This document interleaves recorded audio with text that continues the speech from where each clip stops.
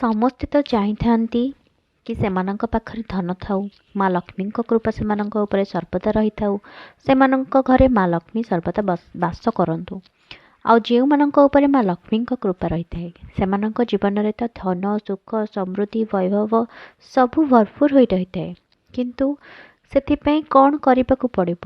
ସେଥିପାଇଁ କେଉଁ ସବୁ କାମକୁ ଆମେ କରିବା ଉଚିତ ଆଉ କେଉଁ ସବୁ କୁକର୍ମ ରହିଛି ଯେ ସବୁକୁ ମା ଲକ୍ଷ୍ମୀ ଘୃଣା କରନ୍ତି, ସେସବୁ ବିଷୟରେ ତ ଜାଣିବା ନିହାତି ଦରକାର। ସାଙ୍ଗମାନେ, ବିଷୟବସ୍ତୁଟିକୁ ଆରମ୍ଭ କରିବା। ଯେଉଁମାନେ ମୋର ଚ୍ୟାନେଲରେ ନୂଆ ଅଛନ୍ତି, ଚ୍ୟାନେଲଟିକୁ ସବସ୍କ୍ରାଇବ୍ କରି ଅଲ୍ ବଟନରେ କ୍ଲିକ୍ କରି ଦିଅନ୍ତୁ। ଆଉ ମୋର ଭିଡ଼ିଓଟିକୁ ଗୋଟେ ଲାଇକ୍ କରି କମେଣ୍ଟରେ ଜୟ ମା ଲକ୍ଷ୍ମୀ ବୋଲି ଲେଖିଦିଅନ୍ତୁ। ସାଙ୍ଗମାନେ, ଆପଣମାନେ ଏହି ବିଷୟବସ୍ତୁଟିକୁ ପ୍ରଥମରୁ ଶେଷ ଯାଏଁ ନିଶ୍ଚିତ ଭାବରେ ଦେଖନ୍ତୁ। ଏହା ଦେଖିଲେ ଆପଣମାନେ ଜାଣିପାରିବେ ଏମିତି କେଉଁ କର୍ମ ରହିଛି ଯାହାକୁ କରିଲେ ମା ଲକ୍ଷ୍ମୀ ଆପଣଙ୍କ ଘରେ ସଦା ସର୍ବଦା ବାସ କରିବେ, ଆପଣଙ୍କ ଘରକୁ ଛାଡ଼ି କେବେ ବି ଯିବେ ନାହିଁ। ଆଉ ଏପରି କେଉଁ କର୍ମ ରହିଛି ଯାହାକୁ କରିବା ଦ୍ୱାରା ମା ଲକ୍ଷ୍ମୀ ଆପଣଙ୍କ ଘରେ ତିଳେ ମାତ୍ର ରହିବା ପାଇଁ ପସନ୍ଦ କରିବେ ନାହିଁ, ସେ ସାଙ୍ଗେ ସାଙ୍ଗେ ଆପଣଙ୍କ ଘରକୁ ଛାଡ଼ି ଚାଲି ଯାଇଥାନ୍ତି। ହଁ ସାଙ୍ଗମାନେ, ବିଷୟବସ୍ତୁଟିକୁ ନିଶ୍ଚିତ ଭାବରେ ଆମେମାନେ ଆରମ୍ଭ କରିବା। ଆମମାନଙ୍କର ଜୀବନରେ ଜାଣତରେ ହେଉ ବା ଅଜାଣତରେ ହେଉ କିଛି ଏପରି ଭୁଲ କରି ବସିଥାଉ ଆମେମାନେ, ଯାହାଦ୍ୱାରା ମା ଲକ୍ଷ୍ମୀ କ୍ରୋଧିତ ହୋଇଯାଆନ୍ତି ଆଉ ସେମାନଙ୍କ ଘରୁ ତୁରନ୍ତ ଛାଡ଼ି ଚାଲି ଯାଇଥାନ୍ତି। ଶାସ୍ତ୍ର ଅନୁଯାୟୀ ସେହିଭଳି କିଛି ସୁକର୍ମ ଏବଂ ଅକର୍ମ ବିଷୟରେ ନିଶ୍ଚିତ ଭାବରେ ଜାଣିବା। ସାଙ୍ଗମାନେ, ପ୍ରତ୍ୟେକ ମନୁଷ୍ୟର ଜୀବନ ସକାଳରୁ ଆରମ୍ଭ ହୋଇଥାଏ। ଆଉ ଯେଉଁ ଘରର ନାରୀମାନେ ସକାଳୁ ଶୀଘ୍ର ଉଠି ସ୍ନାନ କରିଥାନ୍ତି ସେମାନଙ୍କ ଉପରେ ମା ଲକ୍ଷ୍ମୀ ତୃପ୍ତ ହୋଇଥାନ୍ତି। ଗାଧୋଇବା ବେଳେ ଯେଉଁ ନାରୀ ବସ୍ତ୍ର ପିନ୍ଧି ଗାଧୋଇଥାଏ ସେମାନଙ୍କ ଉପରେ ମା ଲକ୍ଷ୍ମୀଙ୍କ କୃପା ଅବଶ୍ୟ ରହିଥାଏ। ସେମାନେ କେବେ ବି ଧନ ଜନିତ ସମସ୍ୟାରେ କେବେ ବି ତାଙ୍କର ଆସିନାହିଁ ସେ ସମସ୍ୟା। ସକାଳୁ ଉଠିବା ପରେ କେବେ ବି ଦର୍ପଣରେ ନିଜକୁ ଦେଖନ୍ତୁ ନାହିଁ ସାଙ୍ଗମାନେ। ନିଜ ଛାଇକୁ ସକାଳୁ ସକାଳୁ ଦେଖିଲେ ଅଜଣା ଭୟ ଦିନସାରା ଆପଣମାନଙ୍କୁ ଆକ୍ରାନ୍ତ କରି ରଖେ। ଆପଣମାନେ ସକାଳୁ ସକାଳୁ ଉଠି ନିଜର ହାତ ପାପୁଲିକୁ ଦେଖି କରଦର୍ଶନ ମନ୍ତ୍ର କହିଦିଅନ୍ତୁ। ଆଉ ଏହା କୁହନ୍ତୁ ଯେ କରକୁ ଦେଖି କରାଗ୍ରେ ବସତେ ଲକ୍ଷ୍ମୀ, କର ମଧ୍ୟେ ସରସ୍ୱତୀ, କର ମୂଳେ ତୁ ଗୋବିନ୍ଦ, ପ୍ରଭାତେ କର ଦର୍ଶନମ୍। ଏହାର ଅର୍ଥ, ମୁଁ ଏହି ପ୍ରାତଃକାଳରେ, ଏହି ସକାଳୁ ସକାଳୁ ମୋ ହାତ ପାପୁଲିର ଅଗ୍ରଭାଗରେ ମା ଲକ୍ଷ୍ମୀଙ୍କୁ ଦର୍ଶନ କଲି, ମୋ ହାତ ପାପୁଲିର ମଧ୍ୟ ଭାଗରେ ମା ସରସ୍ୱତୀଙ୍କୁ ଦର୍ଶନ କଲି ଏବଂ ମୋ ହାତ ପାପୁଲିର ମୂଳ ଭାଗରେ ଭଗବାନ ବିଷ୍ଣୁଙ୍କୁ ଦର୍ଶନ କଲି। ଏହା କହିସାରି ହାତ ପାପୁଲିକୁ ଘଷି ଆପଣଙ୍କ ମୁହଁରେ ବୁଲାଇ ଦିଅନ୍ତୁ। ଏହାଦ୍ୱାରା ଆପଣମାନଙ୍କ ସକାଳଟି, ଆପଣମାନଙ୍କର ଦିନଟି ବହୁତ ଭଲରେ କଟିଥାଏ।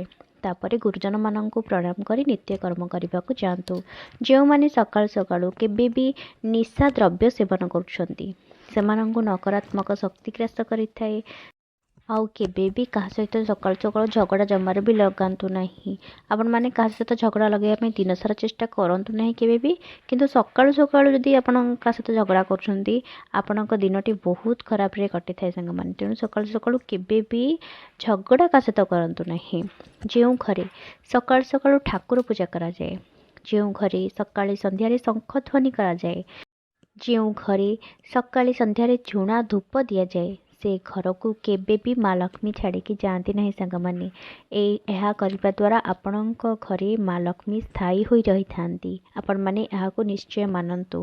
ଯେଉଁ ଘରର ନାରୀମାନେ ସଫା ବା ପରିଷ୍କାର ବସ୍ତ୍ର ସବୁବେଳେ ପିନ୍ଧନ୍ତି, ତା ସହ ନିଜେ ମଧ୍ୟ ପରିଷ୍କାର ପରିଚ୍ଛନ୍ନ ରହିଥାନ୍ତି, ସେହି ଘରେ ମା ଲକ୍ଷ୍ମୀ ବାସ କରିଥାନ୍ତି।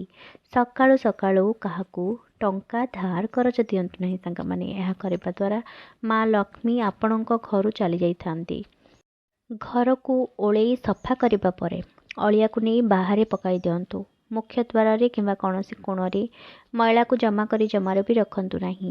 ଛାଞ୍ଚୁଣି କେବେ ବି ଗୋଡ଼ ପୋଛନ୍ତୁ ନାହିଁ, ଛାଞ୍ଚୁଣିରେ କେବେ ବି ଗୋଡ଼ ପୋଛନ୍ତୁ ନାହିଁ। ଆଉ ଘର ଓଳେଇ ସାରିବା ପରେ ଛାଞ୍ଚୁଣିକୁ ଏପରି ସ୍ଥାନରେ ରଖନ୍ତୁ ଯେପରିକି କୌଣସି ବାହାର ବ୍ୟକ୍ତିର ନଜର ନ ପଡ଼େ।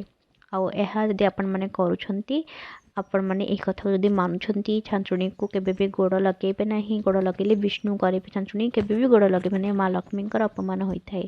ଆଉ ଛାଞ୍ଚୁଣିକୁ ସବୁବେଳେ ଏପରି ସ୍ଥାନରେ ରଖିବେ ଯେଉଁଠିକି କେବେ ବି ବାହାର ଲୋକଙ୍କ ନଜର ସାଙ୍ଗେ ସାଙ୍ଗେ ଆସିକି ସେଇ ଛାଞ୍ଚୁଣି ଉପରେ ନ ପଡ଼େ। ଏହା ଯଦି ଆପଣମାନେ ମାନିକି କରୁଛନ୍ତି, ମା ଲକ୍ଷ୍ମୀ ସଦା ସର୍ବଦା ଆପଣଙ୍କ ଘରେ ବାସ କରିଥାନ୍ତି। ସକାଳେ ଯଦି ପାରୁଛନ୍ତି ଗାଈ, କୁକୁର, କାଉ କିମ୍ବା କୌଣସି ଚଢ଼େଇ ଏମାନଙ୍କୁ କିଛି ଖାଇବାକୁ ଦିଅନ୍ତୁ।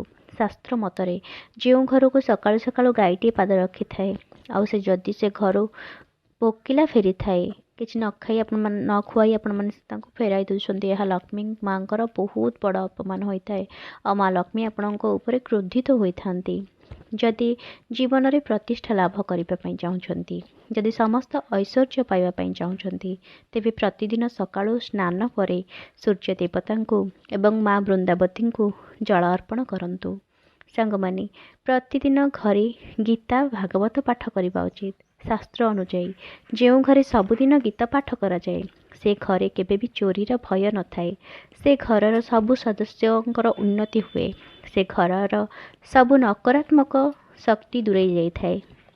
सांग माने प्रति अमावास्या एवं संक्रांति रे ठाकुर घरे एवं माँ वृंदावती पाखरे घी दीप जालतु। यह कले घरर सबु असुविधा सबु बाधा विघ्न दूरे जाए। सब बेले घरर मुख्य द्वार को परिष्कार परिच्छन्न रखंतु। निजर घर परिष्कार परिच्छन्न करंतु।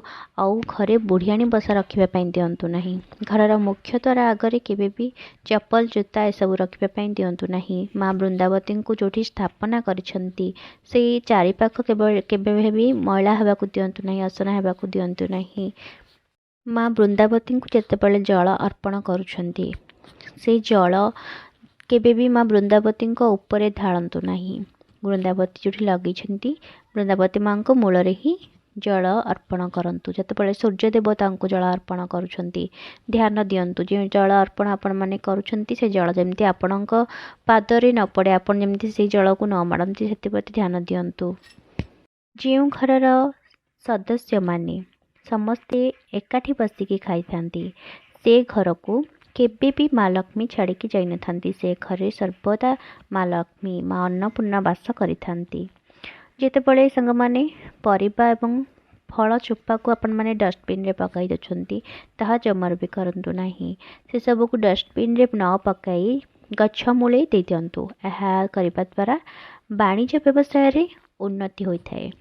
घरर नकारात्मक शक्ति को दूर करने घरर पूर्व दिगरे किंबा उत्तर पूर्व कोण तुलसी गछ लगांतु किंबा गंगशिउली गछ लगाई पारे एवं कनियारी फूल निश्चित भाव में लगांतु। यह माना जाए जे धला कनियारी माँ लक्ष्मींकर प्रिय होता है एवं हलदिया कनियारी फूल भगवान विष्णुंकर प्रिय होता है। तेणु आपण मैंने पूर्व दिगरे हो कि उत्तर पूर्व कोण तुलसी गछ लगांतु कनियारी फूल लगांतु गंगाशिउली गछ मध्य लगांतु। बाड़ी रे हलदी गछ और कदली गछ रहिबा बहुत शुभ होता है। घर विवाह व्रत आदि काम शीघ्र होता है। बाड़ी बगीचारे केबे भी कंट जातीय फूल लगांतु नहीं। यह नकारात्मक शक्ति को घर को टाणी थाए। आ सांग माने राति रे सोइबा पूर्व जो अईठा बासन रही ताकू सफा कर दियंतु। आ केबे भी खाइबा थाली रे हाथ धोंतु नहीं। यह करिबा द्वारा माँ लक्ष्मींकर अपमान होइथाए। जदि पानी टैप रु सब बेले पानी गलु थाए ताकू सजाड़ी दियंतु सांग माने कहीं यह धन हानि एवं दारिद्र्यतार संकेत होइथाए।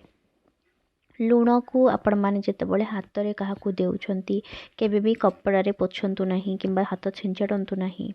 लुण को सर्वदा पानी रे ही धोई दियंतु। यह कले अनेक शुभ फल मिली थाए। किंतु जदि लुण को आपण माने छिंचाड़ुछंती बा पकाउछंती बाहर तेबे आपण माने दारिद्र्यता आपण मानक ग्रास करिथाए। आपण मानक उपरे माँ लक्ष्मींकर कोप दृष्टि पड़ी थाए। जब लुण भी खाऊँ जदि बड़का लुण हो जाउछि ताकू पानी रे ही भसाई दियंतु। लुण को गोटे काच पात्र रे रखी जदि गाधुआ घरर थाकरे कौन कोण रे रखी दउछंती तेबे घरर सबु नकारात्मक शक्ति चली जाई थाए।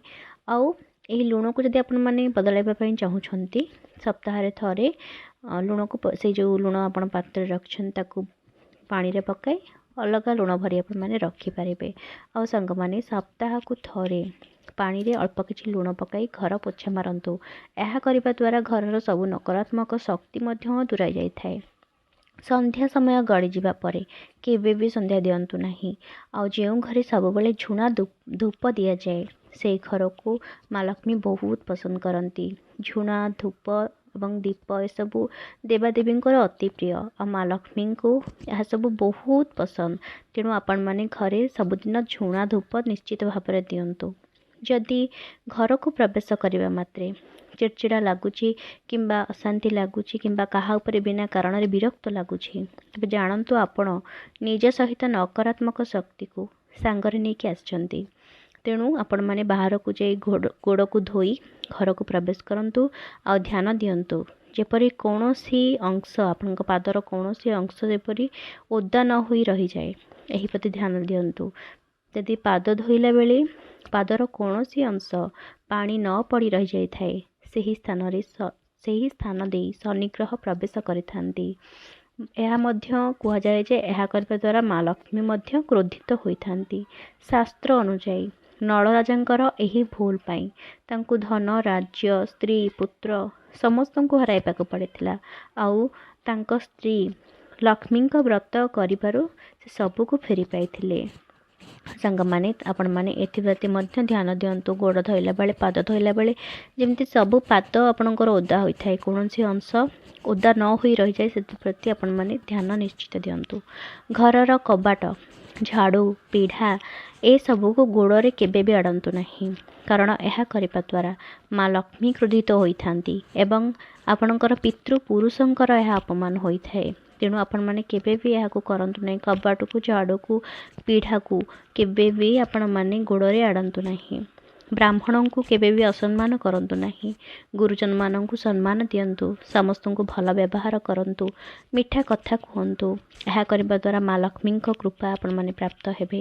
ନାରୀ ଏବଂ ପୁରୁଷ ଉଭୟ ହିଁ ଏହି କଥାକୁ ମାନି ଚଳିଲେ ଆପଣମାନଙ୍କର ମା ଲକ୍ଷ୍ମୀଙ୍କ କୃପା ଆପଣମାନଙ୍କ ଉପରେ ସଦା ସର୍ବଦା ରହିଥିବ। ଆଉ ସାଙ୍ଗମାନେ ସବୁବେଳେ ମୁଖ୍ୟ ଦ୍ୱାରକୁ ପରିଷ୍କାର କରନ୍ତୁ। ସ୍ନାନ କରି ସାରିବା ପରେ ସକାଳୁ ଯେତେବେଳେ ସ୍ନାନ କରିସାରୁଛନ୍ତି, ଘରର ମୁଖ୍ୟ ଦ୍ୱାର ଆଗରେ ନିଶ୍ଚିତ ରଙ୍ଗୋଲି ପକାନ୍ତୁ। ଛୋଟ ରଙ୍ଗୋଲିଟିଏ ହେଲେ ମଧ୍ୟ ନିଶ୍ଚିତ ପକାନ୍ତୁ। ଆଉ ଉପରେ ମୁଁ ଏକ ଭିଡ଼ିଓ କରିଛି, ଆପଣମାନେ ଚାହିଁଲେ ବି ଦେଖିପାରିବେ। ଡେସ୍କ୍ରିପସନ୍ ବକ୍ସରେ ମୁଁ ଦେଇଦେବି, ସେଇଟା ଆପଣମାନେ ଦେଖିପାରିବେ। ଆଶା କରୁଛି ସାଙ୍ଗମାନେ ମୋର ଭିଡ଼ିଓଟି ଆପଣମାନଙ୍କୁ ନିଶ୍ଚିତ ଭାବରେ ହେଲ୍ପଫୁଲ୍ ହେବ।